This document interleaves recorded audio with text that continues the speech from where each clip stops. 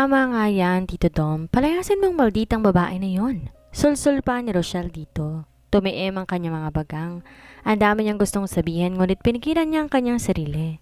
Inaasahan ko ngayon din, palalayasin mong babaeng yon? I'm sorry dad, pero di ko magagawa yun. Besides, pamamahay ko yun. Kaya ako lang po pwede magdesisyon kung sinong gusto kong patirahin sa bahay na yun. Giit niya sa ama. Nagpupuyo sa mga kamay ng daddy niya. Pagsisisihan mong katigasan ng ulo mo, Miguel. Mabilis na siya nitong tinalikuran. Bumaling sa kanya si Rochelle, tinignan siya ng masama. Palayasin mo na ang babaeng yun kung ayaw mong sirain ni Tito Dom ang buhay niya. Kilala mo naman kung paano siya magalit, hindi ba? Hindi siya nagsalita. Miguel, bakit ba nagbibingi-bingihan ka? Go away! Halos paanas lamang nasabi niya sa babae. Miguel, naririnig mo ba ang sinasabi ko? Paalisin mo na ang mag-inang yun sa bahay mo. Willing ako mag-live-in tayo. I said go away. Bulyaw niya rito. Natakot si Rochelle sa mabangis at nangangalaiting tingin niya. Mabilis dang lumabas sa kanyang opisina. Nang wala na ito'y para nang hihinang naupo siya sa swivel chair. Di niya gusto na hanggang ngayon pinanghihimasukin pa rin ng ama ang kanyang personal na buhay. Buong buhay niya wala siya ibang ginawa kundi ang gawin. Bawat sabihin nito para lang maging proud to sa kanya and yet di pa rin to nasisiyahan. Ngayon nakapag-desisyon na siyang gawin anong gusto niya. Di na siya papayag makagitna ng ama. Ang totoo, kaya niya pinatira sa kanyang bahay mag-inang yon para inisin ng ama at pagtagumpay naman niya iyon. Bored sa bahay si Almira kung kaya't naisipan niyang mag-aral magluto. Pinanood niyang video at sinundan ng instructions ng babaeng nagluluto doon. Okay na ba ha, Yaya Nida? Tanong niya sa maid matapos niyang may luto ang ginataang seafood. More practice pa po ma'am, anang katulong. Masasayang mga ingredients kasi parang tila pinag-iisipan nito kung itutuloy ang sasabihin. Bakit? Ano bang lasa? Sabi niya na kumuha ng kutsara at tinikman ang niluto niya. Umasim ang mukha niya. Di niya marunok ang pagkain kaya't niluwa niya yon sa lababo. Bakit ganitong lasa? Tsaka bakit ang tigas ng pusit? Na-overcook ninyong masyado, ma'am. Mommy, kanino ka ba nagpapa-impress? Kay Tito Miguel po ba? Narinig niyang tanong ni Alexa habang nakatingin sa desmayadong ekspresyon niya. Kumunot ang noon niya. Bakit naman ako magpapa-impress sa kanya? Tila kinikilig si Alexa habang nakatitig sa kanya. Never ako mag-e-effort para lang pasikatan siya, no? Aniya sa anak, pero parang maski siya hindi kumbinsido sa sinabi niya. Napipikong tumayo siya at pumasok sa kwarto. Bakit naman ako magpapasikat sa hambog na lalaking yun? Kahit nga nung sila pa ni Alex, never siya nagtangkang ipagluto to. Ang lalaki pa kayang iyon?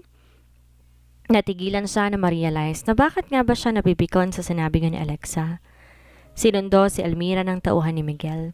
Pinabihisan siya nito ng branded na damit at pinaayusan. Ipinasuot pa sa kanya mamahaling earrings at bracelet. Ang ganda-ganda mo, mukha kang artista, sabi ng stylist na si Eva. Sinipat siya nito at sinuot ang isang mamahaling dangling earrings. Ingatan mo to, 2 million pesos lang naman ang hikaw na to. 2 million pesos? Bakit mo pinapahiram sa akin to?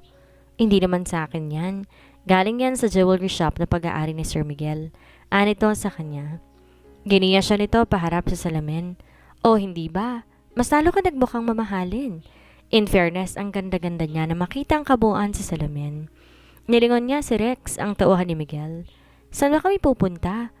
May pinareserve na table for 2 si Sir sa Hotel Carlton para sa dinner ninyo? Sagot ng lalaki sa kanya. Dinner lang? Kailangan pang bumongga ng todo-todo? Amused na sabi niya.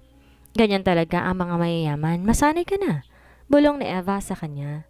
Swerte mo nga kasi medyo pihikan niyang si Sir Miguel. Dami magagandang babae nagkakandarapan dyan pero ikaw ang natipuhan? Hindi siya kumibo. Alam niya ang dahilan kung bakit sa dinami-rami ng babae siya ang gusto nito.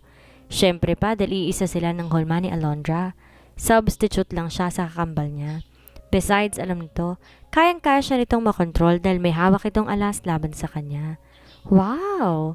Bulalas ni Eva na inikutan siya at pinagmasdan mula ulo hanggang paa. Sino mag-aakalang may anak ka na?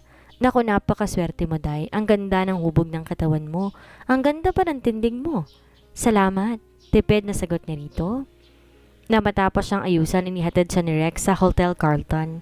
Nararoon na si Miguel nang dumating sila. Iniwan na sila doon ni Rex. Giniya siya ni Miguel patungo sa mesa nila. Kinakabahan siya. Bakit sila nagde-date? Pwede naman tong kumain na mag-isa. Bakit kailangan samahan pa niya?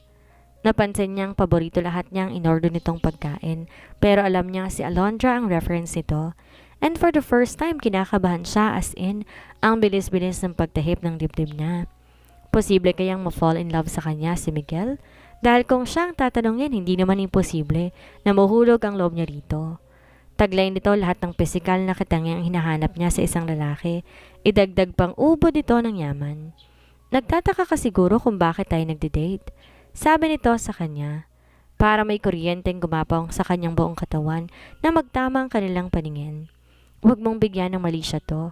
Stockholder dito ang father ko at marami siyang galamay dito. I'm sure makakarating sa kanya to. I just want to piss him off. Pinamulahan siya ng mukha. Biglang naglaho lahat ng mga naiisip niya kanina. Erase, erase, erase. Never siyang mafafall in love sa lalaking ito. And what makes you think na binibigyan ko ng mali siya to? May pait sa mga labing napangisi siya? Yan ang pinakahuli kong maiisip. Pagsisinungaling niya kahit pang totoo. Umaasa siya kanina. Hiyang-hiya tuloy siya sa kanyang sarili. Kung ako lang masusunod, mas gusto kong yung anak ko ang kasalo ko sa pagkain. Aniya at saka inirapan to. Napangisi si Miguel. At least malinaw sa'yo ito. At mapapadala sa mga ganito. Alam mo naman sigurong dahilan kung bakit kita hinahire, hindi ba? Correction. Sabi ni Tantot wala akong choice. Kundi ang sumunod sa gusto mo. Paalala niya rito. Mas mainam na trabaho to kaysa sa ginagawa mo. Giit nito. At least komportable kayo mag-ina sa poder ko. Paano ko magiging komportable kung gantong para kong robot na sunod-sunod sa inyo? Iritadong sagot niya rito. Naputo lang ang diskusyon nila nang may lumapit na isang makisig na matandang lalaki sa kanila. Miguel, long time no see. Masayang bati nito dito. Tumayo si Miguel at yumakap dito. Long time no see, Tito Felix. Sabi nito at saka bumaling sa kanya. Almira si Don Felix, isa sa mga business associates ko sa ilang mga negosyong binuksan ko sa Europe. Ngumiti siya sa lalaki. Nice meeting you. Kumunot ang lalaki nang matitigan siya. You look familiar. Sabi nito na tila nag-iisip kung saan siya nakita. Baka po na-meet nyo lang kakambal kong si Alondra. Kampanteng sagot niya rito. Yung asawa ni Tyrone Stevenson? Umiling ito. No, hindi ko pa nakikilala ang asawa ni Tyrone since I was not able to attend his wedding. Kakabalik ko lang kasi from Europe. Anyway, nice meeting you, Almira. Nakipagkamay to kay Miguel at saka nilisa na silang dalawa. Kauuwi lang nila sa bahay nang tawagan si Miguel ni Don Felix. Tito Felix, natatandaan ko na kung saan ko nakita ang babaeng kasama mo kanina. Anong matanda? Kumunot ang noon niya. Saan po, Tito? Sa isa sa mga club na itinayo ko. Yeah, I remember her face. Sino ba namang makakalimot sa ganon kagandang mukha? Maaaring hindi niya na ako matandaan dahil usually, di naman ako nagpapakilala sa kanila. Natigilan siya. Miguel, don't tell me seryoso ka sa kanya. Narinig ni Miguel na tanong ni Don Felix sa kanya. Bakas ang pag-aalala sa tono ng pananalita nito. Tumawa siya ng pagak. Sa palagay ninyo, seseryosohin ko ang ganong klase ng babae? I am glad na marinig sa iyo yan. I mean, it's none of my business but since kasosyo kita sa ilang mga negosyo, ayokong masirang reputasyon mo. Tila nakahinga na maluwag na sabi nito. Oo, maganda siya pero hindi yun sapat. I hope na iintindihan mong ibig kong sabihan, iho. Makahulugang dagdag pa nito. Don't worry, Tito Felix. Wala kayong dapat na alalahanin tungkol dyan. Pagbibigay assurance niya rito. Hanggang matapos ang kanilang pag-uusap at nasa banyo na siya para maligo, hindi pa rin mawala sa utak niya ang mga sinabi ni Don Felix sa kanya. Lumabas siya ng kwarto para sana kausapin si Almira. Dinatnan niya ito sa salas na masyadong nanonood ng TV habang nakakandong dito si Alexa. Napaatras siya at pinakinggan ang usapan ng mga, "Oh, kita mong nangyari sa kanya, anak?" Sa sobrang laki ng inggit niya sa katawan, nagawa niya manakit ng tao. Dinig pa niyang sabi nito sa bata. Kaya ngayon pa lang, sinasabi ko na sa'yo, never kang maiinggit dahil kapahamakan ang dala niyan sa'yo. Mommy, forever na ba tayo dito titira? Tanong ni Alexa dito. Don't get me wrong, Mommy. Hindi na ako nainggit kay Debbie pero gusto ko si Tito Miguel. Maging okay kayo ni Tito Miguel? Talaga? What if magpakita ang daddy mo at ayain niya tayong dalawa? Narinig niyang sabi ni Almira. Napatiim ang kanyang mga bagang. So umaasa pa rin hanggang ngayon si Almira na muling makakasama ang tatay ni Alexa? Napaismid siya. Happily ever after? Yamot na babalik sana siya sa kanyang kwarto na nagpupuyos ang damdamin at hindi niya alam kung bakit. Tinawagan niya ang pinsan na si Tyron. Miguel, napatawag ka. May request sana ako sa'yo. What is it? Pwede mo bang ibigay ang detalye ng ama ni Alexa? Siguro na naman nakilala mo na siya bago mo mabisto ang pagpapalit ng mga katauhan ni na Almira at Alondra, hindi ba? Oh, in fact, ako ang nagpakulong sa kanya. Why? Takang tanong nito at saka huminga na malalim. Hanggat maaari, ayoko magbigay ng unsolicited advice, lalo pat alam ko naman, matalino kang tao. Pero minsan, nabubulag tayo dahil sa pag-ibig. I mean, hindi pa rin 100% ang tiwala ko sa babaeng yan, kaya wag mong hahayaang mamanipulate niyang feelings mo. Mapakla ang naging tawa niya. Matapos ang pakikipag-usap dito, tinawagan niya ang kanyang tauhan. Gusto kong tiyakin mong nasa bilangguan pa nga hanggang ngayon si Alexander Ford. Napakayang mga palad ni Miguel nang ibigay sa kanya ni Rex ang report tungkol kay Alexander Ford. May misteryosong taong nagpalaya sa kanya. Alamin mo kung sino misteryosong lalaki na yon. Utos niya rito. At alamin mo kung nasan ngayon ang lalaking yon. Tumango ito. Na makalabas ng kanyang opisina si Rex, binalikan niya ang mga larawang nakalap nito. May mga larawan to habang nagtatrabaho sa bar. May mga pictures din to nakasama si Almira. Kiniyumos niya ang mga yon at tinapon sa basurahan, tsaka tumayo na para puntahan ang farm sa Zambales na pinagbabalakan niyang bilhin. As much as possible, nagpupundar siya ng mga farm lots.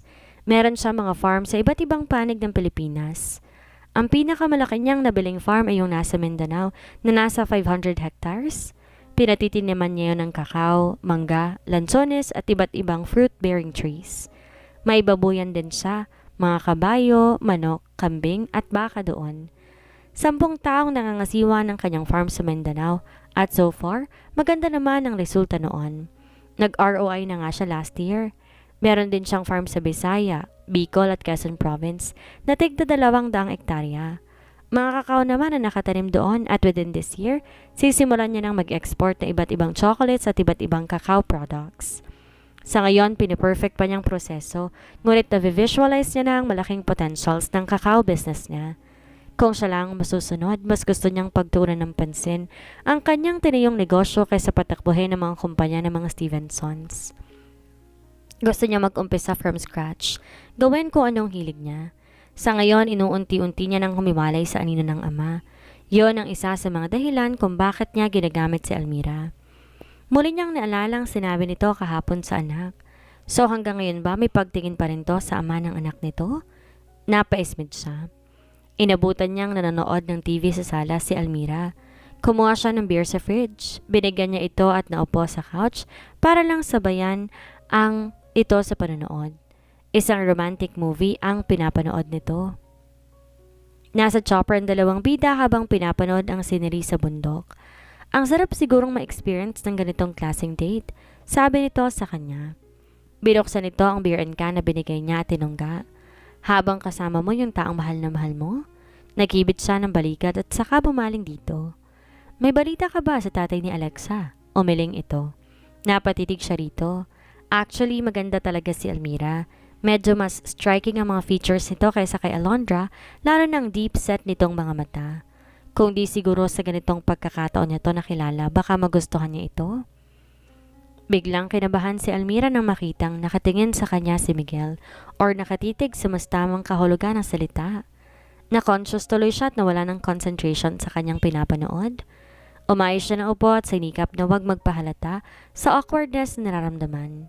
Conscious effort sa kanya na huwag tumingin dito. Di naman may pagkakailan na physically attracted siya rito. Di naman sa bulag para di ma-appreciate ang kagandahang lalaki nito. Maya-maya hindi na siya nakatiis na itanong ang matagal nang palaisipan sa kanya. Ano bang ayaw mo kay Rochelle? She's attractive at walang dahilan para di ko siya magustuhan. Kaya lang bata pa siya, kilala ko na siya. That is why para nakababatang kapatid lang tingin ko sa kanya.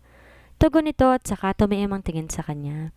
Ikaw, bakit ipinagpalit mo si Tyron sa tatay ni Alexa? Alam ko dating worker lang sa bar na pinagtatrabahuhan mong lalaking yon. May pait sa mga labing napangiti siya. Hindi porket ako si Almira.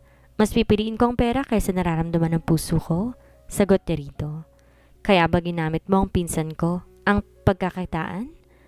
Nakaangat ang isang kilay na tanong nito sa kanya. Correction.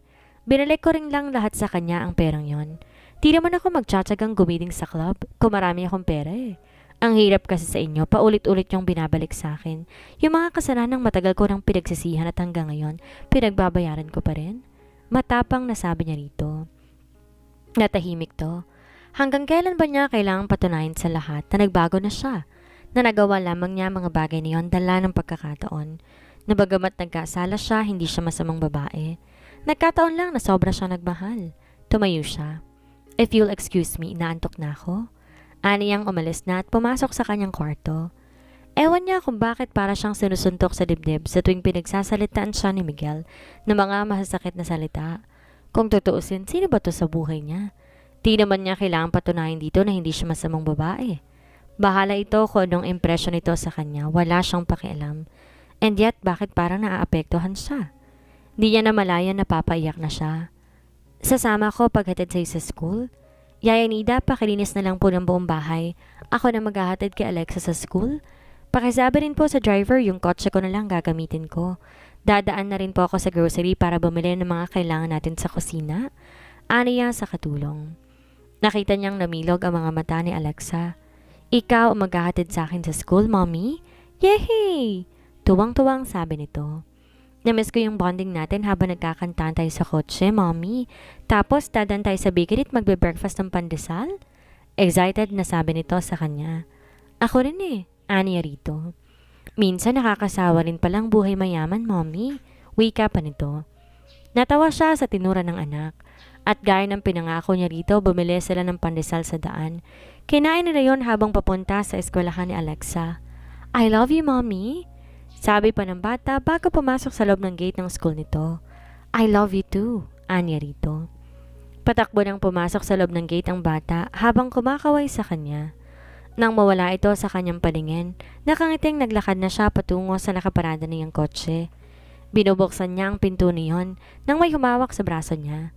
Gulat na napalingon siya. Paul? Napangisi ito. Ni hindi mo na ako dinalaw simula na makulong ako Kailan ka pa nakalaya? Usisa niya. Ngunit sa halip sagutin ang tanong niya, hinaplos itong mukha niya. Namiss kita ng husto. Di niya alam kung ba't parang napaso siya sa ginawang iyon ni Paul. Piniksin niya ang mga kamay nito. Bakit parang nandidiri ka na ngayon sa akin? Kunot noong tanong nito at saka muling ngumiti. Ang ganda-ganda pala ng anak natin. Namutla ang mukha niya na mabanggit nito ang kanilang anak.